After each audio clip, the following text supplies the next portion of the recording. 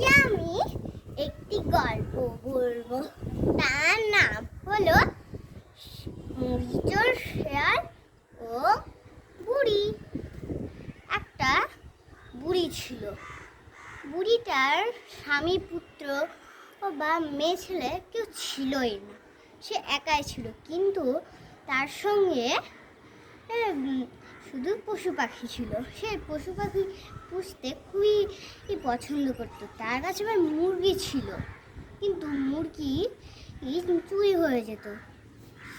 কিন্তু বুড়ির পাশেই যে জঙ্গল আছে, সেখান থেকেই কিছু শেয়াল প্রতিদিন করে একটা মুরগি নিয়েই যেত, একটা করে। তারপরে মুরগি খুবই উদাস। সে ভাবলো যে কিছু করবে, কিন্তু আর কি করার। কিন্তু মুরগি রোজ রোজ 2-3টা করে ডিম পেত, আর ডিম থেকেই বাচ্চা বেরোতো, আরও মুরগি হয়ে যেত। কিন্তু বুড়ির এটাই সমস্যা যে শেয়াল কেন চুরি করবে। তারপরে সে ভাবলো যে মুরগির একটা ঘর বানাবে। তার মুরগির ঘর বানিয়ে কিছু ফায়দা হলো না, আর শেয়াল এমনিতেও মুরগি নিয়ে গেল। আর বুড়ি ভাবলো যে একটা খাঁচা তৈরি করবে।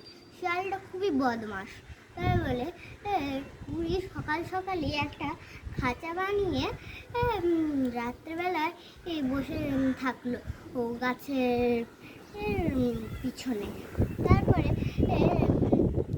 যখনই শেয়াল আসলো মুরগি চুরি করতে, তখনই বুড়িটা খাঁচাটা বন্ধ করে দিল। আর বন্ধ করার থাকাতে শেয়াল আর চুরি করতে পারলো না।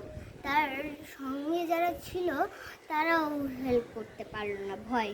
তাই বলে বুড়ি 2-3 দিন শেয়ালটাকে রেখে তারপরে ছাড়ে দিল। তারপরে বুড়িটা সেই জালটা উঠিয়ে নিল। তারপরে শেয়াল যদি একবার চুরি করতেও চলে আসে, তবু ভয়ের প্রাণ বেঁচে রক্ষা পাওয়ার জন্য সে চলে যায় আবার।